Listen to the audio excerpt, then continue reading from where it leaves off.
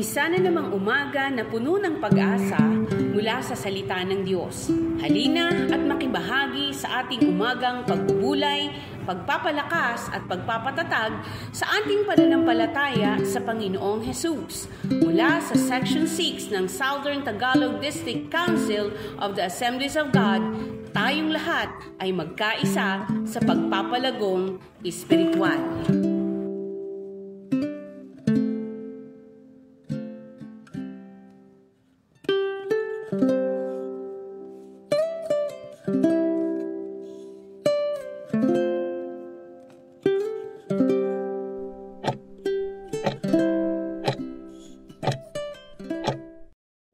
Isa pong muling mapagpalang araw sa bawat isa. Kamusta po? Kamusta ang ating buhay-buhay? Kamusta po kayo? Saan man po kayo naroon ngayon? Ano po inyong kalagayan at sitwasyon? Okay, ang ating pong pagbati, ang magandang araw, mapagpalang araw sa bawat isa sa atin. Okay, so iyan. Salamat sa Panginoon. At tayo po ay patuloy na iniingatan ng Diyos, sinasamahan ng Panginoon. Ingat-ingat po tayo. Dami na pong mga nangyayari. Sari-sari na ang nangyayari sa ating panahon. Nandiyan po yung mga kalamidad, bagyo, lindol, bulkan.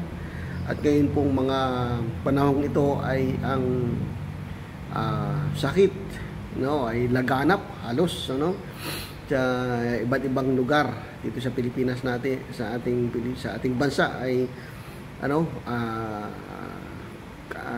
laganap ang mga sakit, karamdaman. So salamat sa Panginoon at kami po ay nakaraos na. Okay, kami po at ang buo naming pamilya sa bayan ay inisa-isa. Yeah. So walang nakalagpas sa amin, lahat kami nadaanan. Pagkakagaling ng isa ay yung isa na naman. So sa biyaya ng Diyos nakaraos kami. Nakalagpas kami at ang buong pamilya namin sa karamdaman, dinaanan, pero salamat sa Lord at nakalagpas, nalagpasan namin. Ayan, purihin ang Panginoon. So, ayan, so dadako tayo uli sa ating pong pinag-aaralan, sa aklat po ng Philippians. So, ngayon po ay nasa na po tayo, Philippians chapter 1 verse 15 down to 18. Philippians 1:15 to 18. Babasahin ko po sa Tagalog, ganito sabi: Totoo ang ipinangaral si Kristo ng ilan dahil sa inggit at pakikipagtalo. Ngunit ang iba na may nangangaral ng may tapat na hangarin.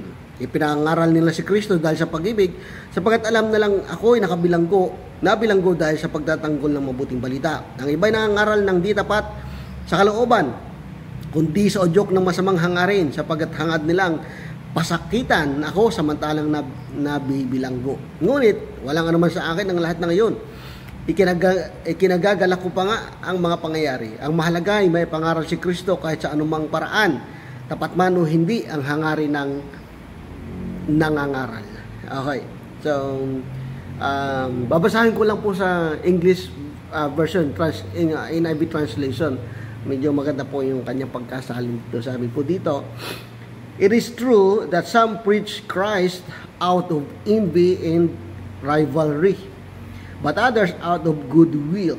The latter do so in love, knowing that I am put here for the defense of the gospel. The former preach Christ out of selfish ambition, not sincerely, supposing that they can stir up trouble for me while I am in chains. But what does it matter? The important thing is that in every way, whether from false motive or true, Christ is preached, and because of this, I rejoice. Okay, so pag-usapan natin is the preacher's motive. The preacher's motive. Okay. So, diyan po sa talatang yan, natin pong binasa at ngayon po ay pagbubulay-bulayan natin. Meron yang dalawang uri ng preachers. Okay. So, the preacher's motive. So, tingnan po muna natin yung unang side ng preacher, and its motive. Okay? So, una, yung mga hindi maganda yung intensyon. Okay? Hindi maganda yung motibo. Hindi maganda yung motibo bakit sila nangangaral. So, babalikan lang po natin ng konti. Again, yung sulat nito ay si Paul ay nakabilanggo. So, yung last na topic natin about the Paul's chain is chain for the believers. Okay? So, habang si Pablo ay nasa kulungan, yung mga mananampalataya ay mas lalong naging masigasig sa pangangaral ng salita ng Diyos. Since wala nga si Paul, yung mga kapatiran na encourage na mag-share, na mag-preach ng gospel, mag-preach ng salita ng Diyos sa mga tao, sa church. Okay? Yung mayroon namang iba na siguro naisip nila, ay nangangaral na wala si Paul. Mayroon mga taong naghahandle ng mga preaching. May mga nangangaral. Siguro naisip nila, baka pwede rin ako. Pwede rin kami. Pwede rin akong mangaral. So, why not? Okay? So, kaya nga lang, may umusbong sa kapulungan nila. Ito lang yung usapin na ito. Galing ito sa church. Okay? Hindi ito galing sa ibang lugar. Hindi ito dumating sa church at nangaral at nagturo ng iba, kundi within the church, may lumutang na mga preacher, may lumutang na mga tagapangaral na mali ang intensyon sa pangangaral. Okay? The preacher's motive. Titingnan po muna natin. Yung wrong motive, titingnan po muna natin. Una po ay out of envy. Or, ang sabi niya sa NIV, out of envy and rivalry. Okay? So, yun nga. Dahil may mga, sabi natin, lumakas ang loob ng mga mananampalataya, mas lalong lumakas ang loob ng mga mananampalataya ng mangaral ng gospel na ipangaral si Kristo, ipangaral ang salita ng Diyos, kahit wala si Paul. Right? So dahil may mga nangangaral na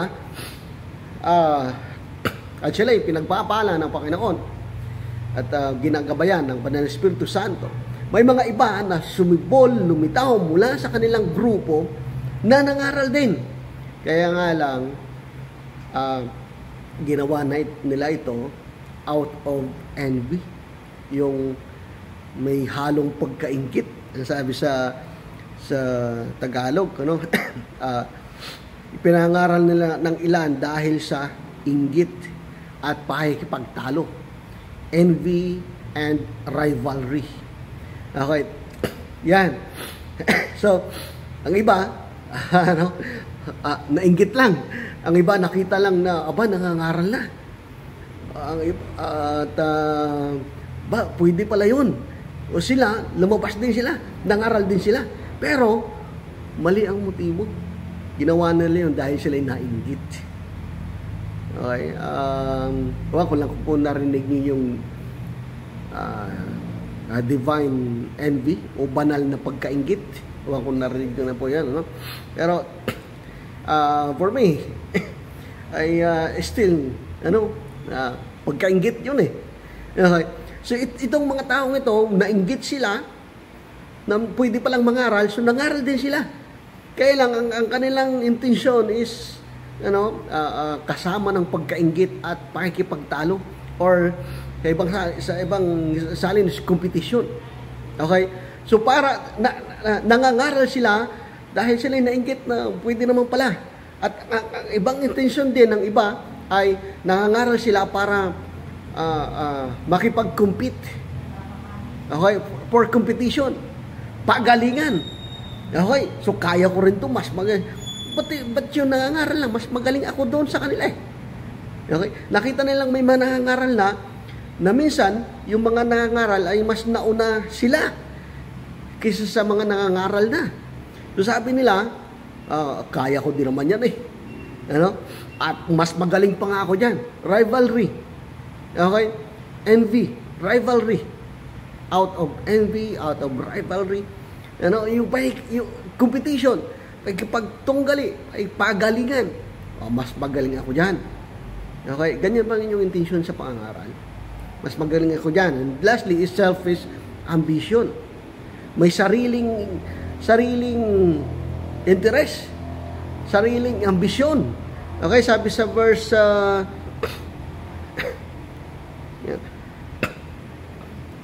17, the former preached Christ out of selfish ambition and not sincerely. Hindi sila sincero sa kanilang pangangaral. Ginagawa lang nila yon para sa sarili. For the selfish ambition, out of selfish ambition. Okay. Basahin sa Tagalog. Ang iba ay nangangaral ng di tapat sa kalooban, kundi sa udyok ng masamang hangarin, selfish ambition. Okay? Sa pangangaral ng salita ng Diyos, wala pong magaling. Kaya lang naman tayo nakakapangaral. Kaya lang po naman yung mga preacher natin, yung mga pastor natin, mga speaker natin, nakakapangaral yan. Dahil yan sa Panginoon. Kung wala ang Diyos, hindi rin yan makapangaral ng mabuti. Dahil kung wala ang Banal na Espiritu Santo, wala din yan. Wala akong pwedeng ipagmalaki sa inyo, kundi dahil sa habag ni Kristo. Kaya ako nakakapagsabi, kaya ako nakakapagturo, kaya kami nakakapag-preach ng salita ng Diyos. Dahil yan sa habag ng Diyos. Dahil yan sa guidance ng Banal na Espiritu Santo. Okay. So, motive. The preacher's motive. Okay. Tingnan mo natin yung medyo hindi magandang side, no, ng pangangaral. Okay, yung pagkainggit, pride or pagalingan, okay, and pansariling kapakanan. Okay. May mga nangangaral ng ganyan. May mga preacher. Okay? At ang malungkot nga dito, lumabas ito doon sa kanilang kapulungan. And ang layunin pa nito ay para pasakitan si Paul. At actually, ang purpose pa nito ay mas palitawin nilang sila ay mas magaling kaysa kay Paul. Yan talaga yung intention ng mga preacher na to. Wala na si Paul. Kami na ang magaling ngayon mag-preach. Kami na nga preacher. Kami na ngayon tagapangaral. Okay. So, may mga ganong sitwasyon. Kayo po ay pinalad na makapag-aral, pinalad na makapag-aral sa mas mataas na antas ng pag-aaral, nakapag-masteral, nakapag-Bible school, at mayroon kayong pastor. Huwag kayong makipag-compete sa inyong pastor. Huwag kayong makipag-magalingan sa inyong pastor. A pastor is always a pastor. Kahit pa ikaw ay pinagpala ng Diyos ng kakayahan at pagkakataong makapag-aral, and your pastor ay hindi masyado, pero dahil yan ay pastor, wala kang karapatang makipagkompetisyon, wala kang karapatang makipagpagalingan. Okay? Dahil kung ang intention mo ay mangaral ng salita ng Diyos, bakit mo kailangang makipagkompetisyon? At again, that's preacher's motive, yung pinag-uusapan natin. No? Walang magaling dito kundi ang Diyos. Okay? So,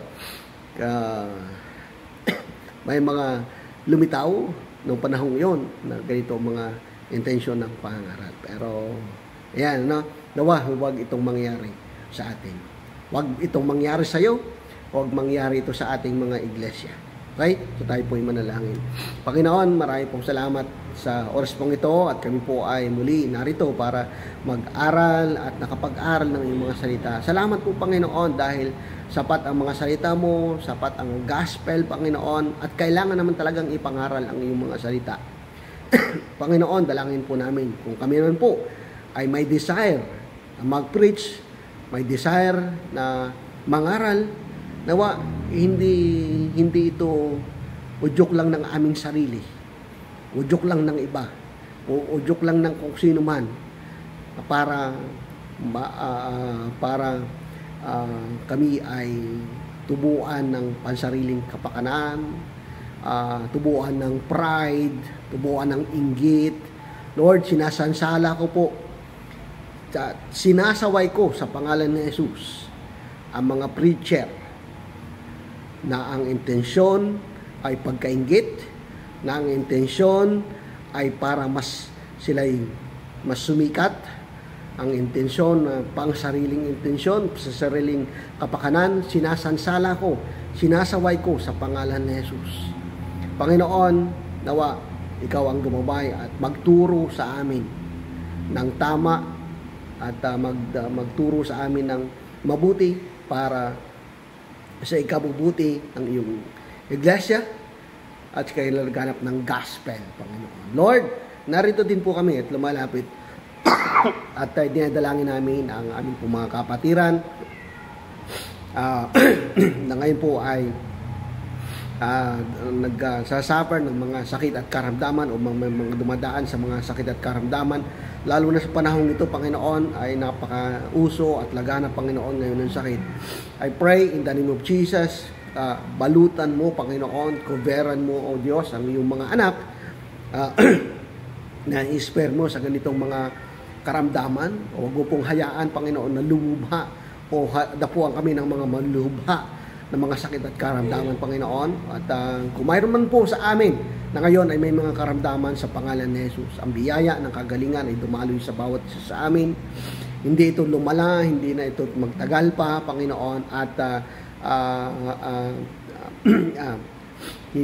binabawi namin, sinisira namin, Panginoon, ang anumang pagsalin-salin ng mga karamdaman. Sa pangalan ni Jesus, sa pangalan ni Jesus. Panginoon, ipinagkakatiwala namin sa iyo ang araw na ito, ang bawat isa, Panginoon, sa amin, ang mga kahilingan naming panalangin, hindi man po namin mabanggit, subalit alam mo po ang laman ng aming mga puso. Gabayan mo po kami, katagpuin mo po ang lahat ng aming mga panalangin sa isa't isa. At inaangkin na po namin ang mga pagpapalang inihanda mo sa amin sa araw na ito. Ito ang dalangin namin sa pangalan ni Jesus. Amen. Salamat sa Panginoon. God bless us all and ingat po tayo palagi.